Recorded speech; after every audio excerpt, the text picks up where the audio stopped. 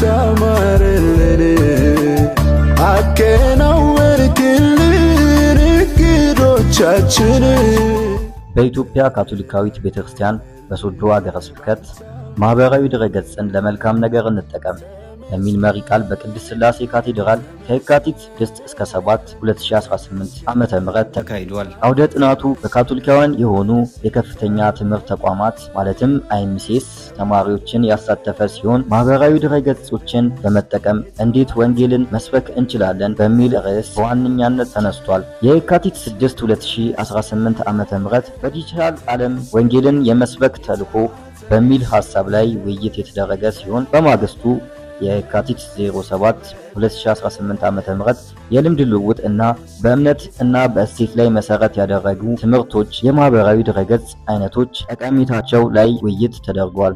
አብረን ቤተክርስቲያን ባይንግልን ሊተረጎም የሚችለው እንደው ትውፊትም ጭምር ነው ሳለች በዶላም ወላጁ ዮሐንስ ራእይ ላይ መጨረሻ ላይ ጁንት ነው ብለው በዚህ መጽሐፍ ላይ ያተጻፈ ሌላ ዮሐንስ ሀያ ዮሐንስ ራእይ ምዕራፍ 20 ላይ በዚህ መጽሐፍ ለተጠቀሱ ብዙዎች አሉ። ዮሐንስ ራእይ ላይ ማውራት ትችላላችሁ። እንዲሁም የወጣቶች ማህበራዊ ድረገጽ ምን ሊመስል እንደሚችል እና የማህበራዊ ድረገጽ ተጽዕኖዎች ላይ ሀሳብ ተነሳው በብፁዕ አቡነ ደጀኔ ቡራኬ አውደ ጥናቱ ተጠናቋል። ከዚህ በተሻለ ትምህርት ለማድረግ እናት ይሆን ብሎ ባለው ዋናው እኛ አቶ ለማይቀሩ ለመሳት እንግዲህ እግዚአብሔር ያግዛል። እዚህ እግዚአብሔር ይረዳል። እናንተ በሰቦታ አግዙ። አንዳንዱም ትሉ ነገር በጣም ያቆራችሁ ለራሳችሁ እኔ በፋሲካ በጣም ነው በእውነት ነው አቤት ብሏል። ፋሲካ የኔ ጡቦ ቆሞስ በነበሩ ጊዜ አብታመኝ ያገለግል ነው እና ስለሱ ልናገር ጊዜ የለም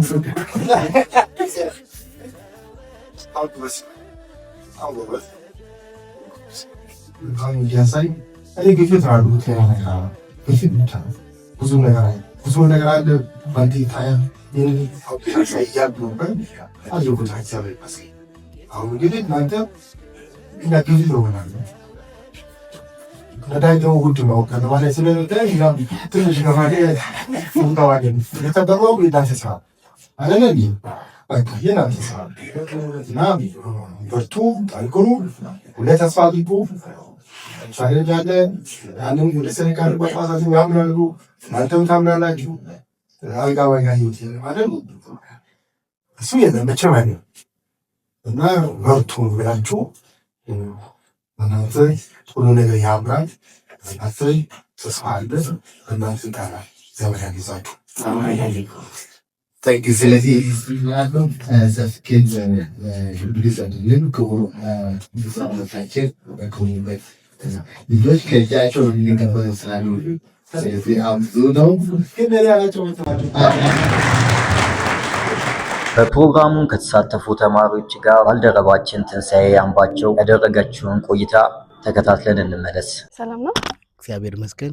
በመጀመሪያ ለተመልካቾቻችን ስምን እንድታስተዋውቅ። እኔ አቶ ፋሲካ ላቸረ ይባላለሁ። የዓለም አቀፍ የካቶሊክ ተማሪዎች ህብረት የዓለም አቀፍ ዋና ጸሐፊ ነኝ። አሁን ያለሁት በወላይታ ሶዶ ሀገረ ስብከት በዱቦ ሎርድ ማርያም ዋዜማ ላይ እንገኛለን። እሺ እንግዲህ በዚህ በሁለት ቀን ውስጥ ዲጂታል ኢቫንጀላይዝ በሚል ርዕስ የዩኒቨርሲቲ ተማሪዎችና የኮሌጅ ተማሪዎች ላይ ስልጠና ስትሰጥ ዋና በማስተባበር ዙሪያ ቁልፍ ሚና ስትጫወት ነበር። ስለዚህ በሁለት ቀን በተደረገው ስልጠና እንዴት ነበር ስልጠናው? ስልጠናው በዋናነት የሶሻል ሚዲያ ፖዚቲቭ and negative impacts on young people and its role in evangelization በሚል መሪ ቃል ነው እየተካሄደ ያለው። ስብሰባውን የሶዶ ሀገረ ስብከት ሐዋርያዊ ጽሕፈት ቤት ጋር አንድ ላይ ሆነ ነው እያስተባበርን ያለ ነው። በዋናነት ዋናው ዓላማው ምንድነው? ወጣቱ አሁን ባለው በዲጂታል ዓለም ላይ በአርቲፊሻል ኢንተለጀንስ ዓለም ላይ ግንዛቤ እንዲኖር ለማድረግ ነው። ምክንያቱም በሶሻል ሚዲያ እንዳይወሰድብን ሶሻል ሚዲያውን ደግሞ በአግባቡ መጠቀም እንድችል ዘንድ ለማድረግ ነው ዋና ዓላማው።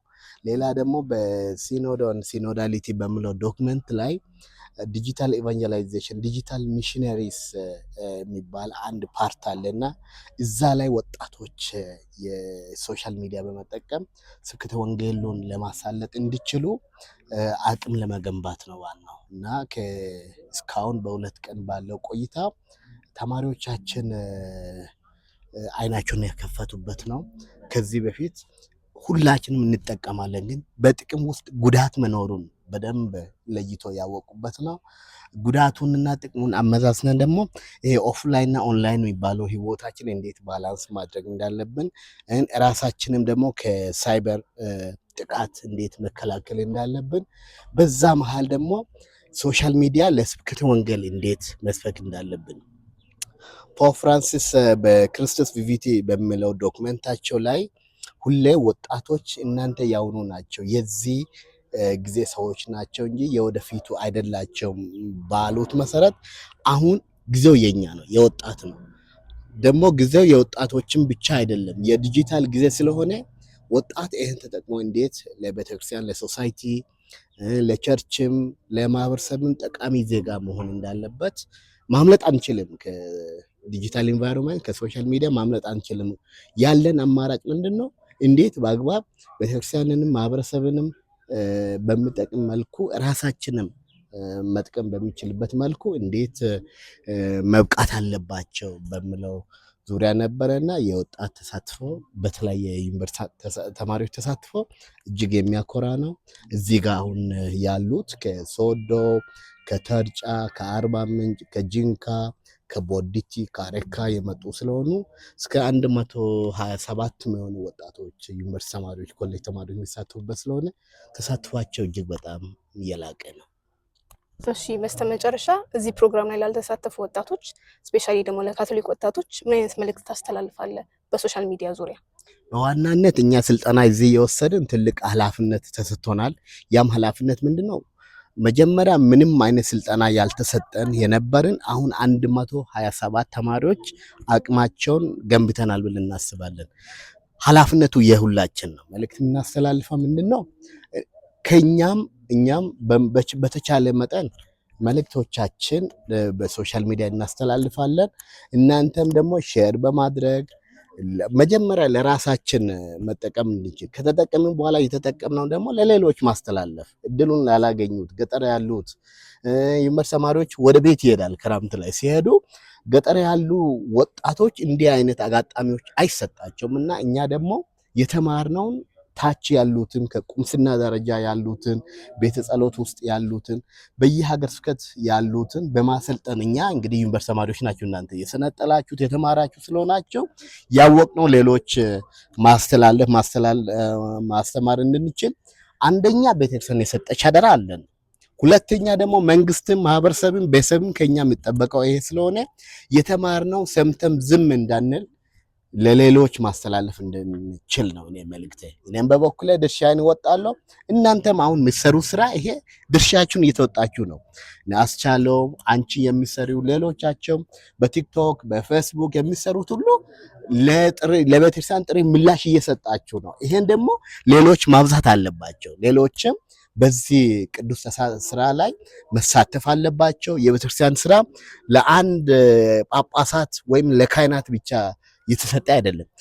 እንደው ምንድነው ምሉት ፓፓ ሊዮን 14ኛ እያንዳንዱ በቤተክርስቲያን ስራ ላይ ሚና መጫወት አለ። አሁን የኛ እናንተ ሚናችሁን እየተጫወታችሁ ነው። አንድ ትምህርታችሁን በአግባብ እየተማራችሁ፣ ሁለት ደግሞ በሶሻል ሚዲያ ስብከተ ወንጌል እየሰበካችሁ ነው። ይሄ ሚናችሁ ነው። ከኛ ቤተክርስቲያን የምትፈልገው ይሄ ነው። ይሄን ደግሞ ሌሎችም ከዚህ መልካም ተመክሮ ተምረው ማሳደግ ግባችን መቼ ነው? ግባችን ስብከተ ወንጌል ለዓለም ማዳረስ ነው። ፍቅር መስበክ ነው። አንድነት፣ ህብረት፣ ሰላም መስበክ ነው።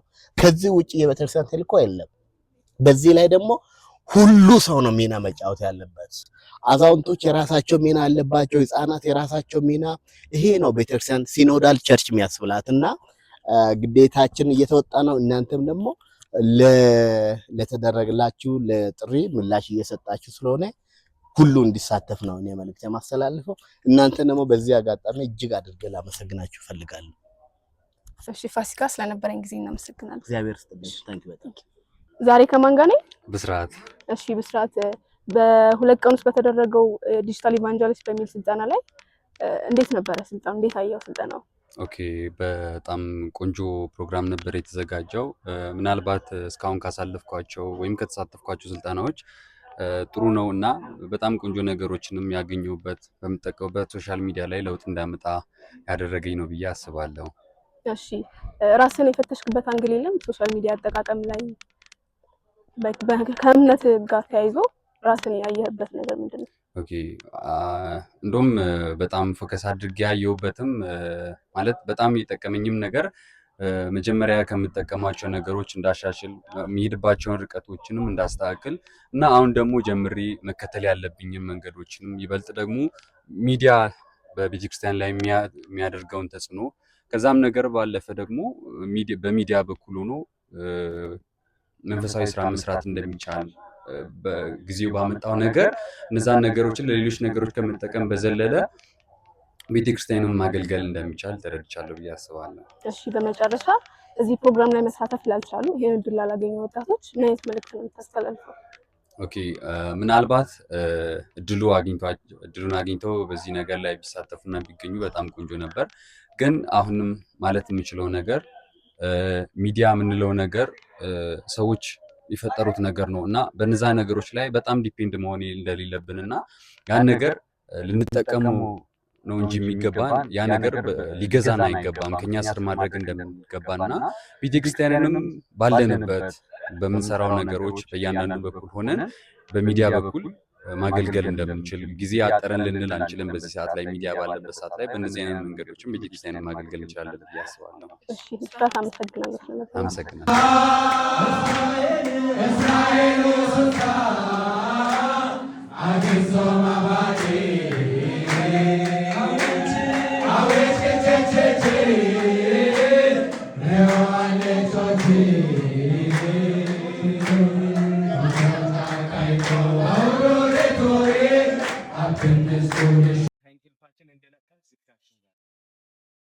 ስለዚህ ያ ነገር ደግሞ ምናልባት ኖቲፊኬሽን ያው መልካሙን ብቻ አይደለም የሚገባ እነሱ ሁለቱም ባወሩት ላይ ነው ለመጨመር በመጀመሪያ ይሄ አስተማሪዎቹ አንዳንድ ጊዜ ጥያቄ የሚያወጡት የተማርነው ሌላ ነው የሚጠይቅ ስለላ ከጎግል ላይ ያወጣሉ። አንዳንድ ጊዜ ብዙ ጊዜ ደግሞ አስተማሪዎች እንዴት ነው ቻፕተር ለመጨረስ ነው ወይስ እኛ አውቀዋል ወይ የሆነ ነገር ይዘዋል ወይ እነዚህ ልጆች የሚለውን ነገር ነው የሚያስቡት ኦር ቻፕተሩን ለመጨረስ ነው።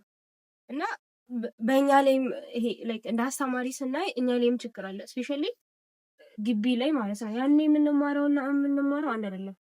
በአንድ ቀን የሆነ ነገር ተብሎ ይወጣል በራሳችን እና ኤአይ አለመጠቀም አንችልም። ምክንያቱም እናነባለን አይገባንም። ብሪፍ የሚያስረዳን ኤአይ ነው አይደል? ስለዚህ አለመጠቀም አንችልም። በአሁኑ ሰዓት ዓለማችንን በትንሽ ስክሪን ውስጥ የከተተው ማህበራዊ ሚዲያ በወጣቶች ህይወት ላይ ያለውን አዎንታዊ እና አሉታዊ ተጽዕኖ በጥልቀት የተወያየንበት ሲሆን ቴክኖሎጂው የመረጃ ምንጭና የግንኙነት ድልድይ ቢሆንም በአግባቡ ካልተያዘ ግን የማንነታችን እና የጊዜያችን ሌባ ሊሆን ይችላል። ከምንል በላይ ቻይነ እግዚአብሔር ከነገር